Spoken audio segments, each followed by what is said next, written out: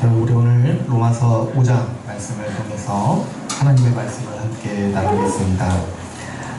우리 오늘 5장 1절에서 11절을 같이 볼 텐데요. 사실 2주 전에 같이 봤던 본문인데 또 특별히 또 그때 하지 못했던 얘기도 있고 또 소망의 관점으로 오늘 말씀을 좀 더 또 깊게 보고 싶어서 오늘 또 다시 한번 5장 1절에서 11절을 나누고자 합니다.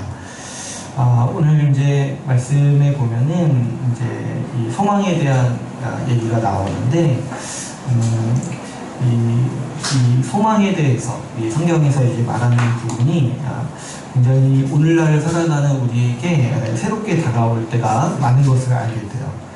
왜 그러냐면 우리가 소망이라고 생각하는 거랑 성경에서 말하는 소망이 약간 이제 좀 뉘앙스가 다른 거예요. 그래서 오늘 좀 우리 말씀을 통해서 이 소망, 성경이 말하는 소망이 무엇인가 좀 살펴보려고요. 제가 좀 나이가 어렸을 때, 지금도 좀 어리지만 더 어렸을 때 저희 어머니께서 그런 얘기를 하신 적이 있어요. 요즘에 이렇게 소망할 게 없으니까 좀 사는 게 재미가 없다, 이런 얘기를 좀 하신 적이 있으세요. 근데 제가 그때는 어려서 그게 무슨 말인지 잘 이해를 못했어요. 저는 이제 그냥 살면 재밌으니까. 근데 나중에 좀 크고 나서 생각을 해보니까 이 소망의 문제가 사람한테 정말 중요합니다. 우리가 오늘을 좀 기쁘고 재밌게 살 수 있는 이유가 뭐냐니까, 미래에 내가 뭔가 바랄 게 있을 때 그렇게 살 수 있는 거예요. 내가 미래에 뭔가 좋은 집에서 살게 될 것을 소망하게 되면은 지금 좀 열심히 살게 되고, 내가 미래에 좀 뭔가 더 좋은 환경을 누릴 거라고 기대를 갖게 되면은 좀 요즘에 좀 있는 어려움도 좀 참을 수 있고, 우리가 이제 살아가는 삶의 원동력의 많은 부분이 우리 소망에 있다는 거죠. 그래서 우리 이 소망의 문제는 중요합니다. 사람은요, 미래를 소망하는 만큼 오늘을 사는 거예요. 미래에 대한 소망이 있을 때 그 소망을 가지고 지금 현재의 삶을 사람은 해석하죠. 또 미래에 대한 소망이 있을 때 사람은 지금을 견딜 수가 있어요. 미래에 대한 소망이 끊어지면 지금을 살아갈 힘이 없고, 또 지금을 어떻게 살아야 될지 기준을 잡을 수가 없는 거죠. 그래서 우리의 믿음은요, 소망으로 나타납니다. 성경에서 괜히 믿음, 소망, 사랑이 함께 있다라고 얘기하는 게 아니에요. 믿음, 소망, 사랑이 항상 같이 있다라고 얘기했어요. 그래서 우리의 믿음이 사랑으로 나타나기도 하죠. 그래서 우리의 현재를 나타내기도 하지만 우리의 믿음이 또 한편으로 발현되는 모습이 뭐냐니까 소망이라는 거죠. 그래서 한 사람이 무엇을 소망하고 있는가, 왜 그것을 소망하는가를 듣다 보면은 그 사람의 믿음이 무엇인가를 우리가 알 수가 있어요. 오늘 우리가 말씀을 통해서 성경이 말하는 이 신자의 소망이 무엇이고 또 이 소망의 근거가 무엇인지 살펴보고자 합니다. 오늘 5장 우리가 읽은 말씀은 우리가 믿음으로 누리는 복에 대해서 얘기를 하고 있어요. 특별히 이 세 번째로 5장 2절에서 우리가 하나님의 영광을 바라고 즐거워한다, 이렇게 얘기를 하고 있죠. 이 하나님의 영광을 바라고 즐거워한다는 거는 이 하나님을 보고, 하나님의 그 하나님 되신 하나님의 인격을 보고 우리가 그분을 기뻐하고 즐거워하는 거라고 했어요. 그런데 우리가 하나님을 어떻게 알게 되냐니까, 하나님이 하신 일, 그리고 하나님이 하신 일을 기록한 이 말씀을 보고 우리가 하나님의 영광, 그분이 어떠하신 그분의 인격을 우리가 알게 된다고 했죠. 그래서 우리가 이 하나님의 영광을 바라고 즐거워한다는 것은 쉽게 말하면 우리가 하나님을 알고 그분이 하신 일을 통해서 기뻐하는 거예요. 그런데 이제 우리가 분명하게 알게 되는 사실, 이 로마서 말씀을 통해서 알게 되는 사실은, 우리가 언제 하나님의 영광을 보냐면 복음을 통해서 하나님의 영광을 본다는 거예요. 복음이야말로 하나님의 영광이 충만하고 가장 분명하고 가장 확실하게 나타난 하나님의 계시인 거죠. 그래서 우리가 복음을 이해하고 알 때마다, 그리고 복음에 나타난 그 복을 생각하고 그 복음에 나타난 충만함을 생각할 때 우리가 기쁘잖아요. 또 우리가 복음을 아주 좋아하잖아요. 그래서 이 복음을 알게 된 사람이 가만히 있지 못하고 어떻게 돼요? 그 기뻐하면서 또 자랑하고 전하게 되잖아요. 그래서 이 복음을 통해서 우리가 하나님의 영광을 알게 되고 즐거워한다라고 성경은 말하고 있어요. 우리가 이제 구약을 보게 되면은 구약에서 이 모세가 보면 하나님과 가장 가까이 있었던 사람이잖아요. 그런데 이제 구약에서 어떻게 표현을 하냐니까 하나님과 가장 가까이 있었던 모세도 하나님의 뒷모습만 봤다라고 표현되어 있어요. 그래서 하나님 얼굴을 감추시고 뒷모습만 보여주신다 이런 표현을 하고 있죠. 그런데 우리 신약의 우리 백성들은 어떤 사람들이니까 고린도전서 4장 6절에서 이렇게 얘기를 해요. 어두운 데서 빛이 빛이라 말씀하셨던 그 하나님께서 예수 그리스도의 얼굴에 있는 하나님의 영광을 아는 빛을 우리 마음에 비추셨느니라. 그러니까 우리는 우리 신약의 백성들은 이 하나님의 영광을 어느 정도로 보냐니까 이 예수 그리스도로 말미암아 하나님의 얼굴을 보는 자라는 거야. 우리가 아주 하나님을 정면으로 그분이 어떤 분이신지를 보는 사람들이라는 거야. 무엇 때문에요? 예수 그리스도께서 우리에게 주신 그 복음 때문에 우리는 하나님의 모습을 볼 수 있는 사람들이라는 거죠. 우리는 복음을 통해서 하나님을 봅니다. 우리가 이 복음을 생각할 때, 예수 십자가 복음을 생각할 때 우리는 하나님이 우리에게 하신 일이 무엇인지, 그리고 그 하나님이 어떤 분이신지에 대해서 누구보다도 분명하게 보기 때문이죠. 우리가 지금까지 계속 나눴다시피 이 복음은요, 우리가 의인이라고 가르치고 있죠. 예수 십자가 복음을 통해서 하나님은 우리를 의인으로 삼으셨어요. 그런데 이렇게 우리에게 의를 주시고 의인 삼으실 때 우리에게 어떤 대가를 요구하신 게 아니라 값없이 은혜로 주셨다고 했어요. 그래서 우리가 복음을 통해서 무엇을 알게 되냐니까 하나님이 은혜의 하나님이라는 걸 알게 되는 거예요. 대가를 요구하지 않으시고 후히 주시고 우리를 자녀 삼으시기까지 권리로서 우리에게 은혜를 주시는, 왜 이렇게까지 하실 정도로 하시냐니까 하나님이 그 정도로 우리에게 후히 주시는 은혜의 하나님이라는 것을 우리가 복음을 통해서 알게 된다는 거예요.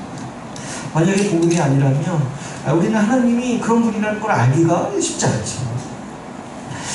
또 우리 예수 십자가 복음을 통해서 하나님께서는 우리에게 하나님 나라의 복을 주셨어요.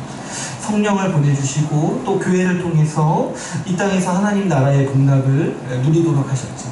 근데 또 그뿐만 아니라 복음을 통해서 하나님은 우리에게 약속을 주셨다고 했어요. 어떤 약속을 주셨냐니까 이 아브라함에게 하신 약속, 이 세상을 상속으로 주시겠다라는 약속을 우리에게 하셨어요. 그래서 우리가 이제 하나님의 자녀다, 하나님께서 우리를 자녀 삼으셨다 이렇게 많이 얘기하는 게 이게 법적인 용어라고 했어요. 자녀 삼으셨다는 거는 바꿔 말하면 뭐예요? 우리를 상속자로 삼으셨다는 거예요. 이 아브라함에게 세상을 상속으로, 그 자손에게 상속으로 주시겠다고 약속하신 그 약속을 이제 예수 믿는 우리에게 주신다는 거예요. 그래서 여러분, 우리는요, 이 기대하는 바가 뭐냐면 이 세상을 상속으로 받을 것을 기대하는 사람들이에요.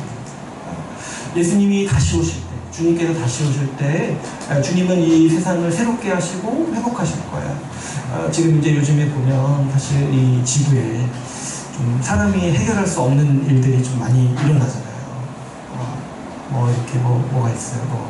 기후변화라든지 미세먼지라든지 뭐 이렇게 방사능 오염 이런 거, 이 사람의 힘으로 해결할 수가 없어요. 또 최근에 이 바이러스 이런 문제도 하여튼 이렇게 보면 이 사람이 얼마나 힘이 없는가 이런 것들을 보게 되죠. 근데 이제 우리가 그런 가운데서도 소망하는 바가 뭐냐면 주님 다시 오시면 이 문제를 다 해결하시고 이게 해결되고 완벽해지고 또 완전해지고 더 영광스러운 세상을 우리에게 주시기로 우리와 약속하셨더라는 거예요. 그래서 우리는 이 코로나가 이렇게 전 지구를 휩쓸 이때에도 항상 주님 오실 것을 기대하고 소망할 수가 있는 거죠. 우리는 이제 흔히 말하면 예수 믿으면 천국 간다고 얘기하잖아요. 근데 사실 이 말은 굉장히 잘못된 말이에요. 예수 믿으면 이게 뭐 죽어서 천국 간다고 얘기하는데 사실 성경에서는 이런 말이 없어요. 성경 어디에? 여러분 한번 읽다가 있으면 저한테 한번 가져와보세요. 제가 아직 발견을 못했어요. 있을 수도 있는데 제가 보기엔 없어요.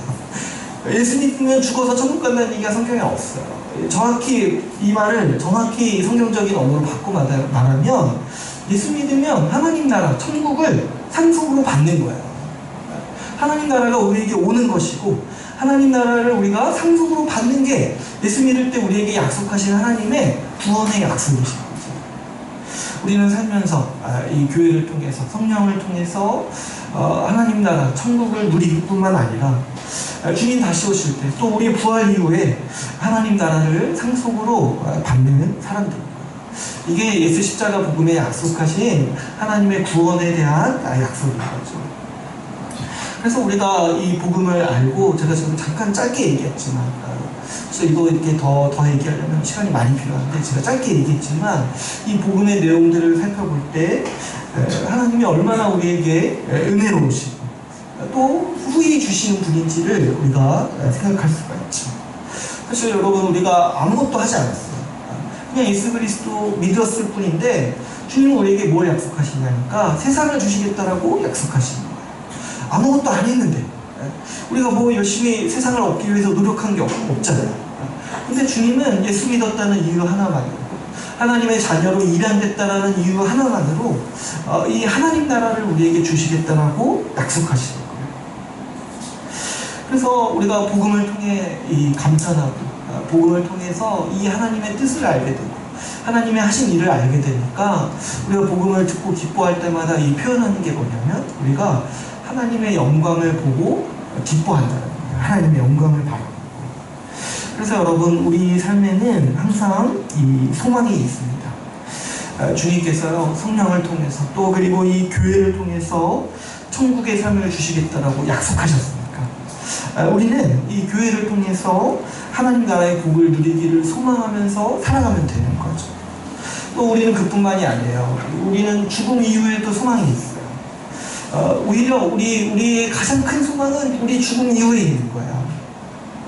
주님께서 우리에게 영광스러운 부활을 약속하셨죠. 우리는 부활 이후에 이 세상을 상속으로 받습니다. 이게 이 성경의 소망인 거예요. 이게 끊어지면은 사실 이 성경의 모든 사람들은 다 실패한 사람들. 사도 바울이 고린도서에 이렇게 말해요. 만약 부활이 없다면 나는 세상에서 가장 비참한 자라. 만약에 우리가 상속으로 받는 것이 거짓말이라면은, 만약에 정말 이 세상이 썩어 없어질 것이라면은 가장 불쌍한 자들이 뭐냐니까 우리 같은 자들이라는 거예요. 교회 역사상 모든 성도들이 마지막 날에 이 세상을 상속으로 받을 것에 대해서 소망하면서 살아왔던 거예요. 그러니까 여러분, 오늘날을 살아가는 우리도 마땅히 소망해야 될 바가 뭐냐면은 이 세상을 상속으로 받을 날을 소망으로 바라보면서 살아가는 거예요.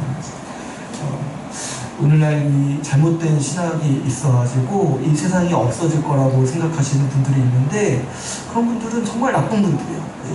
이 성경에서 소망으로 얘기했던, 이 세상을 상속으로 받을 것이라고 얘기했던, 그걸 바라보면서 평생을 살다가 죽었던 사람들의 모든 소망을 무시하는 분들인 거예요.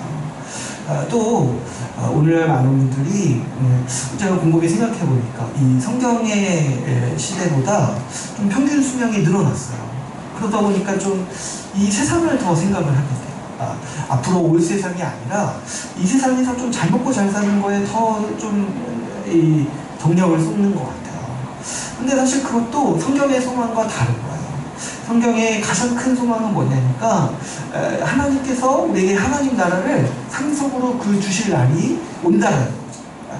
그래서 여러분, 우리는 여기에 대해서 자주 생각해야 되고, 우리가 우리 인생을 어떻게 살아갈 것인가, 또 우리가 우리 인생을 해석하고 우리 인생을 평가할 때마다 항상 뭐가 기준이 되어야 되냐니까, 하나님께서 우리에게 주시려는 이 약속, 이 소망을 근거로, 기준으로 우리의 삶을 평가하고 우리의 삶을 계획하고, 또 우리의 삶을 이해할 수가 있어요. 그래서 우리는 이 소망을 확실히 알고 이 소망에 대해서 흔들리지 않는 것이 이제 중요합니다. 그래서 우리가 이 소망에서 흔들리지 않기 위해서 먼저는 우리가 소망해야 될 바가 무엇인지를 분명히 알아야 돼요. 복음을 통해서 하나님의 약속이 무엇인지 분명히 알아야 돼요. 근데 또 그만큼 또 중요한 게 뭐냐니까, 이 소망의 근거가 뭔지를 알아야 돼요. 우리가 이 소망의 확실한 근거가 무엇인지 알 때 흔들리지 않을 수가 있어요. 사실 이 주님께서 우리에게 주시는 소망이 굉장히 커요. 우리 보통 사람의 이성과 우리의 경험과 이 환경을 아주 초월한 일인 거예요. 저도 예수 믿을 때 이런 걸 잘 몰랐어요. 주님이 나에게 세상을 상속으로 주시겠다 약속하셨다는 걸 잘 몰랐어요. 근데 이제 나중에 알고 보니까 너무 큰 거예요. 제 생각에서는. 그러니까 어떤 이제 뭐가 있냐니까 실감하기가 힘든 거죠. 더군다나 주님이 이런 약속을 우리에게 주실 때, 주님이 이런 복을 우리에게 주실 때, 주님은 값없이 주셨어요. 우리에게 대가를 요구하지 않으시고 은혜로서 우리에게 주셨어요.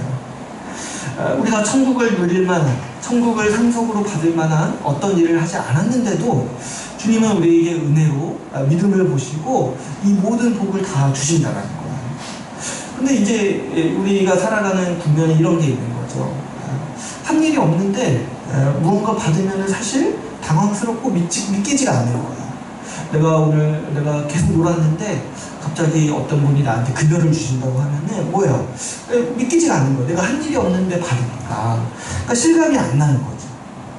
그러니까 우리가 사실 말씀을 계속해서 반복해서 배우고 힘써야 되는 게 뭐냐면 이 실감이 안 나는 거기 때문에 내가 경험으로서 이해할 수 없는 부분이기 때문에 우리가 말씀을 통해서 하나님의 약속이 이렇다는 것을 지속적으로 배워야 하는 거죠. 또 보통 우리가 살면서 어려운 일, 또 고난을 겪게 되면 오늘 말씀에서 이제 환난이라고 하는데 우리가 어려운 일들을 겪다 보면은 소망이 꺾입니다. 보통 이렇게 세상 사람들도 안 믿는 사람들도 어려운 일을 한번 겪으면은 이제 힘든 게 뭐냐니까 미래에 대한 소망이 끊어지는 거야. 근데 이제 신자도 그러기 쉬운 상황이 있는 거죠. 내가 정말 이 복음에 나타난 소망을 믿으면서 살아가는데 우리도 이제 한번 어려운 일을 겪으면 한번 뭐 이렇게 직장이 좀 위태롭고 한번 또 이렇게 관계가 또 위태롭고 이런 것들을 한번 겪으면 이 미래에 대한 소망이 흔들리는 거예요. 우리가 보통은 살면서 어려운 일을 겪을 때마다 작아지죠. 또 우리가 흔들릴 때 이제 중요한 원인 중에 하나가 또 남들과 비교할 때 또 흔들려요. 내가 남들보다 좀 못한다고 생각할 때, 좀 남들 하는 거 못하고, 남들 하는 만큼 내가 못 살고, 또 내 가까운 친구들보다 좀 못 누린다고 생각할 때, 이런 때 우리가 좀 흔들리고, 좀 생각하게 되는 게, 내가 무슨 복 받은 사람이다. 내가 저 사람보다 못하고, 내가 이렇게 힘든데, 내가 무슨 복 받은 사람이다. 내가 무슨 미래의 상속으로 받은 사람인가. 이런 생각을 하게 되는 거죠. 우리가 고난을 겪다 보면 미래에 대한 소망도 꺾이고 미래가 막연히 두려워요. 고난이 있을 때 우리가 하나님 나라를 받은 사람들인가 지금 천국을 누리는 사람들인가 이런 문제에 대해서 많이 흔들리게 되는 거죠. 근데 이게 이제 당연한 상식인데 고난이 있을 때 흔들리는 게 당연한 상식인데 오늘 우리 본문에서 이 사도 바울은 굉장히 이상한 말을 합니다. 3절에 보시면은 이렇게 얘기하죠. 우리 3절, 4절을 같이 한번 읽어볼까요? 3절, 4절 같이 읽어보겠습니다. 시작. 뿐 아니라 우리가 환난 중에도 즐거워하니 이는 환난은 인내를, 인내는 양양을, 양양은 소망을 이루는 줄 아니로다. 네, 3절의 이 말씀은 우리가 그냥 보통 이성을 가지고 받아들이기가 힘들죠. 보통 사람이라면 미래를 막연히 소망하기도 힘들어요. 그리고 더구나 이 고난 중에는 더 소망하기가 힘들죠. 그런데 바울은 신자인 우리가 오히려 어떻다고 얘기하는 거야. 고난 중에도 자랑하고 더 확실히 소망한다고 얘기하는 거예요. 그러니까 지금 이게 뭐가 다른 거예요. 일반적인 우리 이 비신자들, 이 불신자들의 상황과 그리고 우리의 상식과 지금 이게 다른 거예요.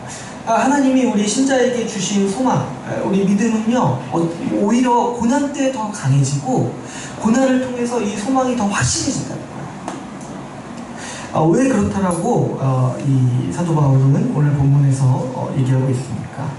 5절 말씀에서 얘기하듯이 이 소망이 우리를 부끄럽게 하지 않기 때문이라고 얘기합니다. 사실 이 세상의 많은 소망은 흔들립니다. 우리의 노력과 판단이 실패하고 또 이 돈과 재산의 가치가 변하고 세상도 변하기 때문이죠. 그래서 뭐 세상에서도 보면은 이 헛된 소망이 주는 괴로움 이런 거 표현하기 위해서 단어가 있더라고요. 뭐 희망 고문 이런 건 이제 들어보셨어요? 이루어질 수 없는 희망인데 계속 희망을 주니까 고문이 된다는 거예요, 나한테. 그래서 이제 세상에서는 사실 소망을 갖기가 힘들어요. 다 변하니까. 그러나 우리가 하나님 나라, 이 세상을 상속으로 받는다라는 이 하나님의 약속에 기반한 이 소망은 흔들리지 않는다라는 거예요. 왜냐하면 오늘 본문에서 말하고 있는 근거가 뭐냐니까, 왜냐하면 하나님께서 우리를 사랑하시기 때문이라고 오늘 말씀을 우리에게 말씀하고 있습니다.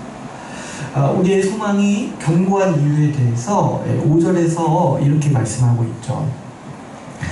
우리에게 주신 성령으로 말미암아 하나님의 사랑이 우리 마음에 부은 바 되니.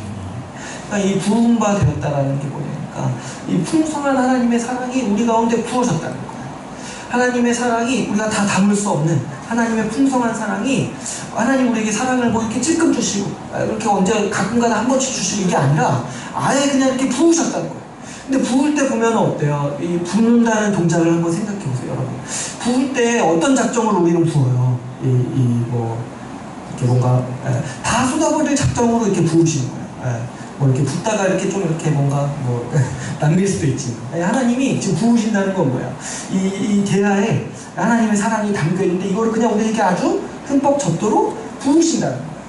남김없이 그분의 전부를 주시는 만큼, 전부를 주시기 위해서 우리에게 그분의 사랑을 부으신다는 거죠. 우리가 환난 중에도 미래를 소망할 수 있는 이유는, 하나님의 약속에서 우리가 흔들리지 않을 수 있는 이유는 뭐냐니까, 하나님께서 우리에게 그분의 모든 사랑을 다 쏟아부으셨다는 거, 이거를 알기 때문이라는 거예요. 우리를 사랑하시는 하나님께서 우리에게 반드시 약속한 이 모든 복을 이루어 주실 거라는 거를 확신할 수 있다는 거죠. 그래서 우리가 우리 소망의 근거는 이 하나님의 사랑에 있는 거죠. 근데 이제 동일한 문제가 있는 거예요. 우리가 어떻게 또 고난 중에 하나님의 사랑을 확신할 수 있냐는 거예요. 오늘 본문에서 하나님께서 우리를 확실히 사랑하신다는 사실을 가르치기 위해서 무엇을 얘기하냐면, 그리스도께서 언제 우리를 위해서 죽으셨는가에 대해서 얘기하고 있어요. 그러니까 하나님의 사랑에 대해서 얘기할 때 지금 본문에서 얘기하는 거는 예수 그리스도의 십자가에 대해서 얘기를 하고 있다는 거죠. 근데 이제 십자가에서 예수님이 우리를 위해서 죽으실 때 언제 우리를 위해서 죽으셨냐는 거예요. 그랬을 때 본문은 세 가지를 얘기해요. 6절에 보면은 우리가 연약할 때 경건하지 않은 자, 우리를 위해서, 우리가 연약하고 경건하지 않을 때에 우리를 위해서 그리스도께서 죽으셨다는 거야. 여기서 이제 연약하다는 거는 뭐냐면, 하나님께 득이 될 만한 어떤 능력이 없는 사람이라는 거야. 뭔가 이렇게 도와주면은 우리는 기대하는 바가 있잖아요. 이 사람이 나중에 나한테 은혜를 갚을 것이다. 뭔가 이제 나중에 나에게 이득이 될 것이다. 이런 계산에 설 때 우리는 좀 도움을 주잖아요. 근데 이제 하나님은 우리에게 어떻게 하셨냐니까, 연약할 때, 아예 하나님께 득이 될 만한 가능성이 없을 때 그리스도께서 우리를 위해 죽으셨다는 거예요. 또 어떻게 얘기합니까? 8절에 보시면 죄인이 되었을 때 그리스도께서 우리를 위해 죽으셨다는 거예요. 죄인이라는 거는, 하나님 앞에서는 죄인이라는 건 어떤 사람이에요? 하나님의 형벌을 받아야 되는 사람이에요. 근데 하나님은 형벌을 하셔야 되는데 그때 어떻게 하셨냐니까, 그분의 아들을 내어주셨다는 거예요. 우리가 죄인 되었을 때 하나님은 우리 그분의 아들을 내어주시고, 그리스도는 죄인을 위해서, 우리 같은 죄인을 위해서 대신 죽으셨다는 거죠. 또 여기에서 끝나지가 않아요. 10절에 보시면 어떻게 얘기합니까? 우리가 원수 되었을 때 그리스도께서 우리를 위해 죽으셨다라고 말합니다. 하나님과 원수 되었다는 거예요. 그러니까 그냥 하나님이 그냥 싫은 정도가 아니라 적극적으로 우리의 모든 방향과 우리의 모든 삶에서 적극적으로 하나님을 대적하면서 살아가고 있을 때, 그때 예수 그리스도가 우리를 위해 죽으셨다는 거예요. 하나님은 어떻게 하셨다는 거예요? 자신의 원수를 위해서 자신의 아들을 내어주셨다는 거죠. 하나님은요, 좀 괜찮은 사람, 좀 뭔가 나중에 가능성이 있는 사람, 그리고 또 지금 좀 뉘우치고 있는 사람, 이런 사람을 위해서 자신의 아들을 내어주신 게 아니라는 거예요. 그리스도께서도 마찬가지죠. 예수님께서도 좀 괜찮은 사람, 좀 선행을 하고 좀 가능성이 있는 사람, 좀 뉘우치고 있는 사람을 위해서 죽으셨다고 말하지 않는다는 거예요. 아무런 득이 되지 않고 아무런 가망이 없고 또 오히려 적극적으로 지금도 적대하고 있는 사람을 위해서 그리스도께서 죽으셨다는 거죠. 사도 바울은 세상에서 이런 일이 일어나지 않는다라고 강조합니다. 7절에 보시면은 이렇게 얘기를 하죠. 의인을 위하여 죽는 자가 쉽지 않고 선인을 위하여 용감히 죽는 자가 혹 있거니와, 이렇게 얘기를 해요. 그죠, 여러분? 우리도 세상에 보면은 뭐 뉴스나 이런 거 보면은 그냥 괜찮은 사람을 위해서 대신 죽는 사람들은 어쩌다 가끔 있어요. 근데 우리는 그때 그런 이야기를 들어도 굉장히 놀라웠죠. 어떻게 저렇게 목숨을 바칠 수 있는가 생각을 하게 되죠. 그런데 세상에 아무리 찾아봐도 죄인을 위해서 대신 죽는 자가 없다는 거예요. 이미 사형 선고를 받았고 형벌 아래 놓여있는 사람을 위해서 대신 죽겠다라고 나서는 사람이 세상에는 없다라는 거예요. 그리고 이런 경우도 없죠. 죄인을 위해서 자신의 아들을 내어주는 사람도 세상에는 없다라는 거예요. 세상에 누가 심판받아 마땅한 죄인을 위해, 원수를 위해서 대신 죽겠습니까? 요즘에 이렇게 뉴스 보면은 비난받는 사람들이 많이 나오죠. 이렇게 최근에 엠번방 사건 일어나가지고 이 성범죄자들 많이 나오죠. 그 정도로 심판받아서 죄인으로 낙인 찍힌 사람을 위해서 누가 대신 죽겠다라고 나선다는 거예요. 누가 그 사람을 대신해서 내 아들을 대신 내어주겠다라고 나서냐는 거예요. 그런데 하나님께서 십자가에서 하신 일이 뭐냐니까 그 일을 하셨다는 거예요. 죄인을 위해서 자신의 아들을 내어주시고 원수를 위해서 그리스도께서 대신 죽으셨다는 거예요. 그랬을 때 사실 우리가 이런 일들을 생각하기가 어려워요. 하나님이 왜 그렇게 하셨는가? 우리의 이해와 우리의 어떤 경험과 우리의 생각으로는 사실 도저히 설명할 수가 없습니다. 그런데 8절에서는 하나님께서 왜 그렇게 하셨냐니까 이 8절을 읽어보시면, 우리 8절 한번 같이 읽어볼까요? 이 8절을 또 한번 같이 읽어보겠습니다. 시작.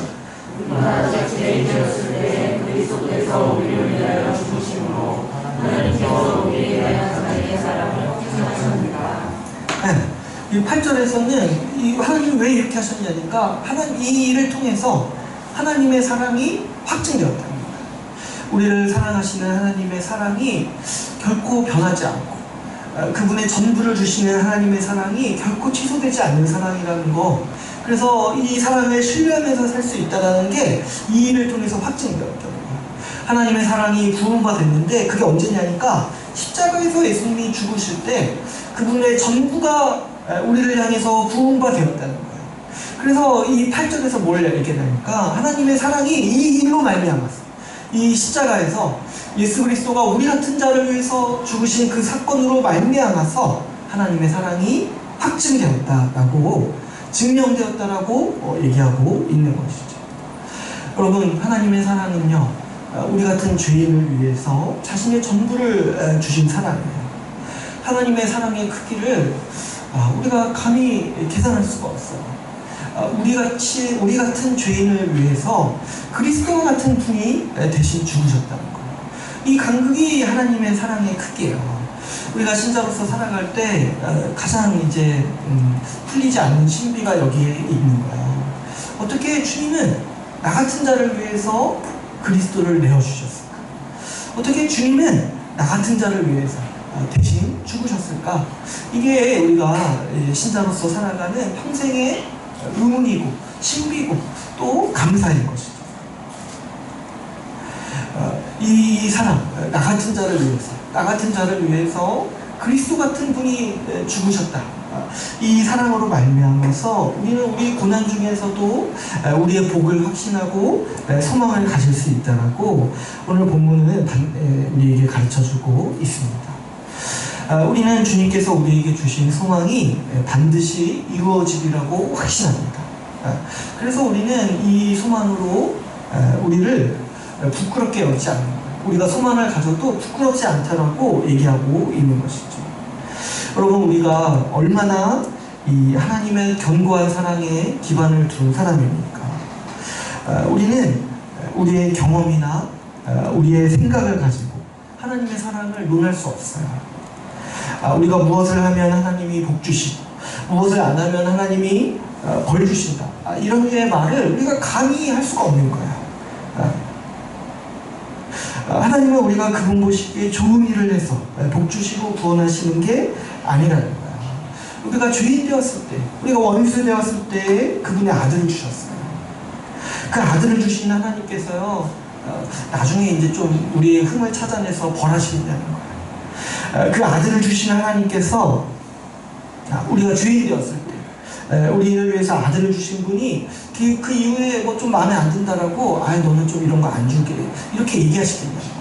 십자가에서 이미 전부를 주셨는데, 그리고 우리의 행위를 보고 주신 게 아니라 우리가 형편없을 때, 가장 형편없을 때 그분의 전부를 주셨는데, 그 이후에 내가 좀 뭔가 달라졌다, 내가 뭐 좀 안 했다라고 주님이 복을 취소하시거나 벌 주시거나 그렇게 하시겠냐는 거예요. 여러분, 우리는 우리의 환경이나 우리의 경험이나 우리의 상황을 가지고 하나님을 논할 수 없어요. 이 사람들의 아주 큰 착각 중에 하나가 뭐냐면, 뭐 이렇게 좋은 환경이나 경험들을 겪으면, 또 좋은 상황을 겪으면 하나님이 우리를 사랑한다고 생각해요. 그래서 세상에서 많은 간증들이 그런 류의 것들이 많죠. 뭔가 하나님, 내가 기도했더니 뭘 주셨어. 내가 뭐 이렇게 힘들 때 뭔가 하나님께 간구했더니 뭘 주셨어. 물론 이제 그것도 하나님께서 우리를 사랑하시기 때문에 하시는 일이죠. 근데 반대로 보면 고난 중에는 뭐라는 거예요? 고난을 겪으면 그럼 하나님이 미워하시고, 고난 중에 있으면 하나님이 저주하시는 거냐는 거예요. 그런 게 아니라는 거죠. 우리가 하나님의 사랑을 생각할 때는 항상 십자가로 돌아가야 돼요. 하나님은 십자가를 통해서 우리에 대한 그분의 사랑을 확증하셨다라고 얘기하고 있어요. 반대로 우리가 우리의 상황에 따라서 내가 지금 좋으니까 하나님은 나를 사랑하신다, 내가 지금 이 정도 뭐 이렇게 좋은 것들, 환경을 누리니까 하나님이 나를 사랑하시는 거야. 반대로 지금 내가 뭔가 어려우니까, 내가 지금 원하는 걸 못하니까 하나님은 나에게 뭔가 섭섭하시구나, 하나님이 나에게 좀 뭔가 안 좋으시구나, 이런 태도는 자신의 경험이나 상황을 가지고 하나님을 판단하는 태도인 거죠. 여러분, 그런데요, 이런 태도가 바로 우상숭배인 거예요. 자기 알량한 경험을 가지고 하나님이 어떤 분이신지 판단해버리는 거잖아요. 이런 게 우상숭배예요. 내 경험과 환경을 가지고 하나님이 나를 사랑하지 않는다, 사랑한다, 이렇게 재단하는 거 있잖아요. 하나님은 분명히 오늘 말씀에서 얘기하고 있죠. 오늘 말씀은 십자가에서 그분의 사랑을 확증하셨다라고 말씀하고 있는 거죠. 하나님의 사랑을 의심하는 사람은 어떤 사람입니까? 십자가에서 무슨 일이 일어나는지를 모르는 사람이에요. 하나님은 우리가 그분의 사랑을 모른다고 할 때 항상 우리에게 말씀하시는 건 뭐냐면 십자가를 보라고 말씀하시는 거예요. 우리가 십자가에서 일어난 일이 무엇인지 정말 이해한다면, 사실 우리가 몇십 년 살면서 기껏 몇십 년 살면서 겪는 그 우리의 경험의 일들은 사실 매우 작은 여경이에요. 주님은 십자가에서 그분의 전부를 이미 우리에게 주셨어요. 그리고 우리에게 하나님 나라를 상속으로 주시겠다라고 약속하셨어요. 그런데 우리가 지금 몇십 년 살면서 조금 못 누리는 거, 이런 거 가지고 좀 하나님이 날 사랑하지 않는다, 이렇게 얘기하는 게 얼마나 어리석은 일이냐는 거예요. 우리가 주님께서 이미 우리에게, 하나님께서 이미 우리에게 그분의 전부를 주셨다라는 걸 생각할 때, 그리고 앞으로 그분이 가지고 계신 이 세상을 우리에게 상속으로 주시겠다고 약속하셨다라는 그 소망을 생각할 때, 우리는 고난 중에도 오히려 마땅한 게 뭐냐니까, 하나님의 영광을 바라고 기뻐하고 우리의 소망을 자랑하는 것이 우리 신자의 모습이라는 거예요. 이게 비신자랑, 믿음이 없는 사람이랑 신자랑 구별되는 가장 큰 차이라는 거예요. 여러분 우리가 신자와 비신자를 구분할 때 반드시 그 사람의 소망을 봐야 돼요. 우리 비신자들의 소망, 이 불신자들의 소망은 어떠한 겁니까? 이 불신자들의 소망은 이 경험이나 환경이나 어떤 자신의 과거나 이런 것들에 기반하고 있죠. 또 처음에도 말씀드렸지만 자신이 미래에 소망하는 바, 자신의 믿음이 자신의 세상에 대한 가치관이 소망으로 나타난다고 했어요. 그러므로 신자는요 소망이 바뀐 사람들이에요. 소망이 원래는 이 세상 사람들과 똑같았는데 이 복음을 듣고 나서 소망이 바뀐 사람들이에요. 여러분 안 믿는 사람들이 미래에 대해 소망하는 게 무엇인지 한번 유심히 관찰해보세요. 좀 관찰하기 힘드시면 한번 물어보세요. 뭘 미래에 기대하고 살아가는지 한번 물어보세요. 근데 이제 물어봤는데 말하는 그런 소망이 나랑 같은 거라면은 사실 내 믿음과 그 사람의 믿음은 같은 거예요. 신념이 같다는 거예요. 믿지 않는 사람들은 무엇을 소망합니까? 눈에 보이는 이 세상의 것이 믿지 않는 사람들에게는 소망이죠. 좀 더 좋은 집, 좀 더 좋은 환경, 좀 더 뭔가 편한 인생, 그리고 그런 것들이 이 인생의 그 사람들의 목적인 거예요. 근데 뭐 그런 것들이 꼭 나쁜 것은 아니죠. 이 세상에 좋은 것들을 누리고 싶은 그런 이제 마음들이 있는 거죠. 근데 그거 자체는 이제 나쁜 게 아니에요. 근데 그것을 인생의 목적으로 삼고 살아가는 거는 사실 신자의 인생과는 큰 차이가 있는 거예요. 여러분 기독교 신앙을 모르는 사람 입장에서는 그냥 이 세상에 좋은 것들을 추구하면서 살아가는 게 지극히 합리적인 거예요. 여러분 저도 이제 충분히 이해가 가요. 이 세상 한 번 죽고 끝나는 세상이라고 생각을 하면 얼마나 억울하겠습니까? 한 번 사는 인생인데 좀 이렇게 좋은 집 한 번 못 누려보면 얼마나 억울하겠습니까? 내가 이거 그냥 끝나는데 한 번 살고 죽고 끝나는데 좀 이렇게 좀 이 인생 동안 좋은 차 못 누리고 좋은 집 못 누리고 좀 이렇게 뭐 여행도 많이 못 다니고 그러면 얼마나 억울하겠다는 거예요. 죽을 때 이게 끝인데.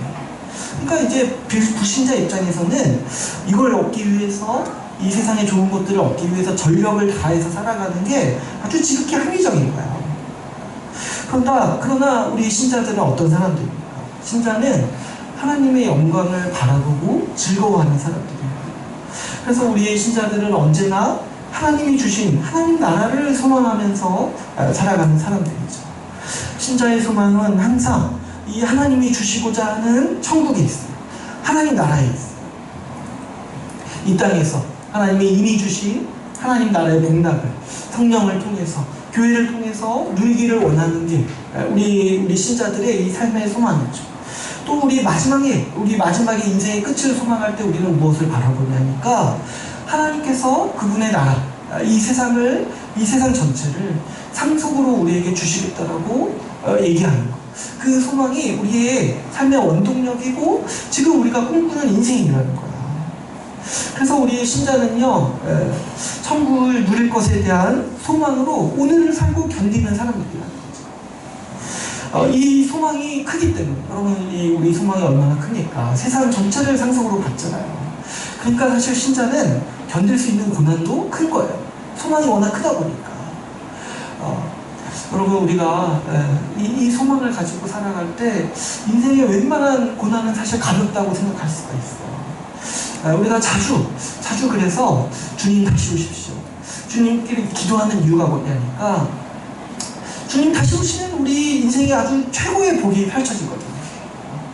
그래서 사실 우리 성경을 보다 보면은 우리 신약의 성도들이 특히 주님 다시 오시기를 그렇게 바라잖아요. 여러분 제가 성경을 보면서 깜짝 놀란 적이 한 번 뭐냐니까 성경에서 고난 중에 있는 성도를 위로하는 말이 뭔지 아세요? 정말 힘들고 핍박받고 있고 박해받는 있는 성도들을 위로하는 말이 뭐냐니까 주님 곧 오신다는 거예요. 주님 곧 오신다. 근데 이제 제가 너무 이상하게 생각했던 거는 뭐냐니까 현대인들은 이거 외에 별로 위로를 안 받아요. 별로 이걸 소망하지 않고 살아가다 보니까 주님 곧 오신다라고 얘기하는 게 별로 큰 기쁨이 안 드는 거예요. 왜냐면 주님 오셔서 뭐 하신지를 모르고 그게 무슨 약속인지를 모르니까 이거에 대해서 별로 소망이 없는 거죠. 그랬을 때 제가 좀 이거 좀 극복하면서 살아보고 싶었어요. 좀 힘든 일이 있을 때 주님 주신 소망을 가지고 그냥 견디는 거 있잖아요. 이걸 좀 한번 해보고 싶었던 거예요.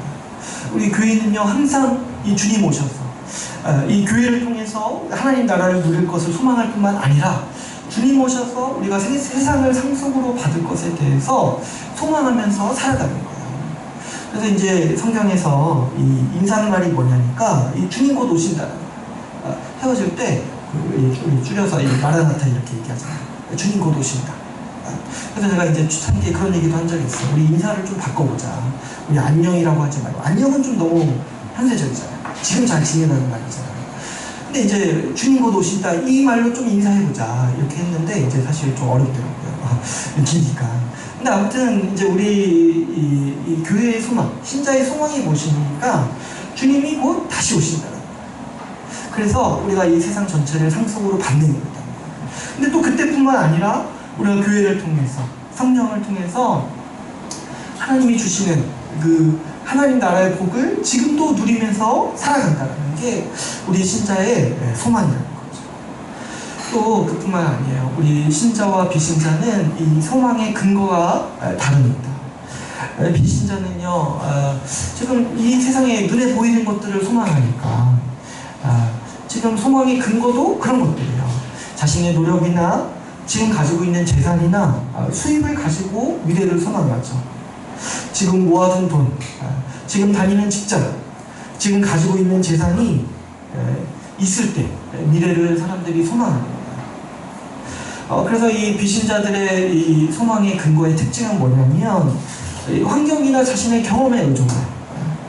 그래서 고난이 오면은 좌절할 수밖에 없는 거예요. 자기의 노력이 무너지고 자기의 재산이 없어지고 자기 통장의 잔고가 없어지면은 좌절할 수밖에 없는 거예요. 왜냐면 미래에 대해 소망하는 바가 여기에 달려 있었거든요.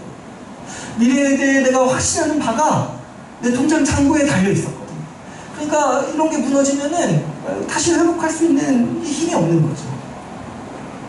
믿음이 없는 사람 입장에서는 모아둔 돈이나 미래에 받을 돈이나 자산이 없다라면 사실 미래에 소망할 게 없고 망한 사람들이고 부끄러운 사람들이죠.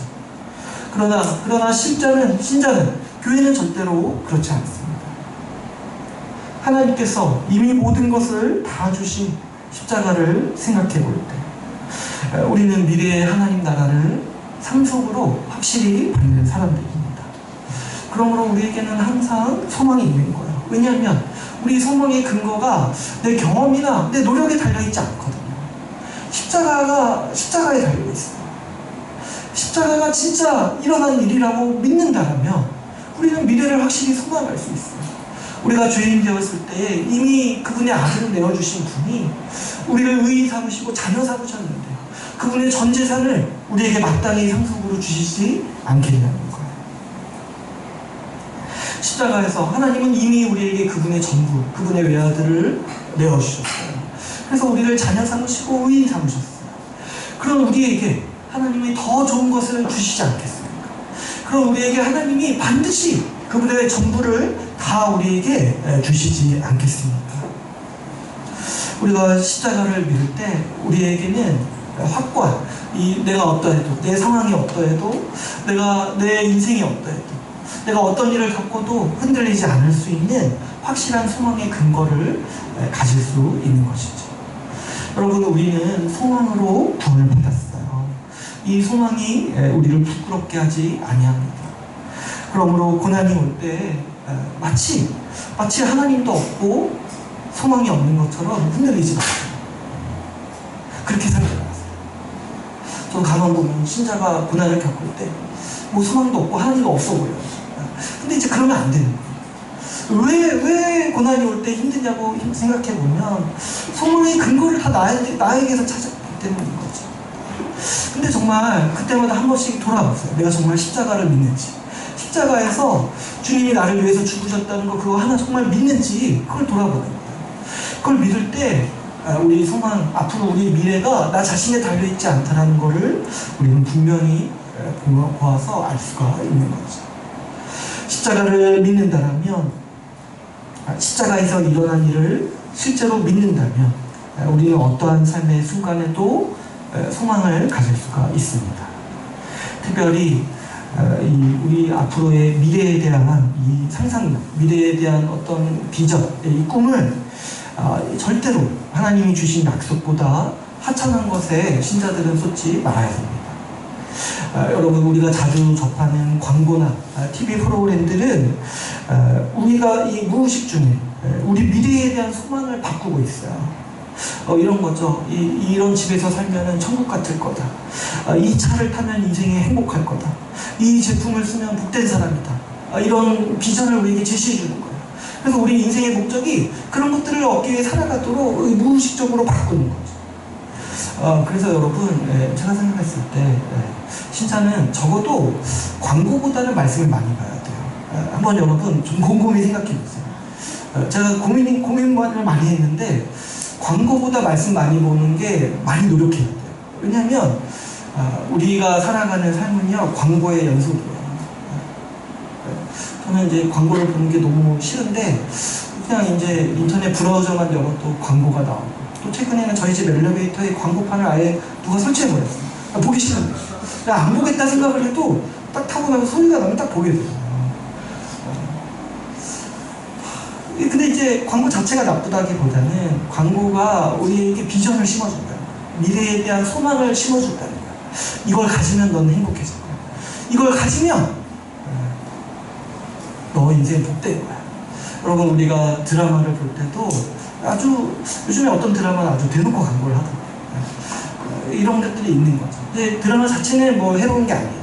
그런데 거기서 우리에게 심어주는 미래에 대한 비전, 미래에 대한 소망. 저도 뭐 하나 보다 보면 나도 저런 거 하나 가지면 행복하겠다. 이거 자체는 나쁜 건 아니에요. 근데 우리로 하여금 어떻게 만드는 거예요? 저걸 얻기 위해서 살아가는 인생으로 만들어 버린다는 거죠. 그래서 제가 생각했을 때 신자는 적어도 이 광고보다는 말씀을 많이 봐야 돼요. 우리가 말씀도 없고 기도도 없을 때 우리 믿음이 흔들리면요, 우리 미래에 대한 소망이 바뀌는 거예요. 우리 미래에 대한 소망이 바뀌면 지금 신자로 살아가는 현재의 삶도 바뀌는 거죠. 여러분, 말씀을 통해서 또 기도를 통해서 하나님이 우리에게 주시는 복이 무엇이고 소망이 무엇인지 반복해서 봐야 돼요. 여러분, 우리는 하나님 나라를 지금 누리라고 부르심 받은 자들이고 하나님 나라를 상속으로 받을 사람들입니다. 근데 그보다 못한 것으로 우리 인생을 채울 수 없어요. 그보다 못한 것으로 우리 인생의 정력을 낭비할 수가 없는 거예요. 여러분, 한번 생각해 보세요. 오늘 점심 때 뭐 아웃백이나 마이어스 가기로 예약돼 있는 사람이요, 아침에 과자로 자기 배를 채우지 않아요. 왜 그렇습니까? 미래에 더 큰 복이 있는데 하찮은 것에 내 노력을 쏟지 않는다는 거예요. 마찬가지로 하나님 나라를 받아 누리는 신자가 그보다 못한 가치를 위해 자신의 정력이나 자신의 인생을 쏟지 않는 것이죠. 여러분, 우리 소망이 하나님 나라에 있다는 것을 항상 기억하시길 바랍니다. 우리 모두는 하나님 나라를 소망하기, 하나님 나라를 위해서 살아야 하는 사람들입니다. 이제 오늘 말씀을 맺겠습니다.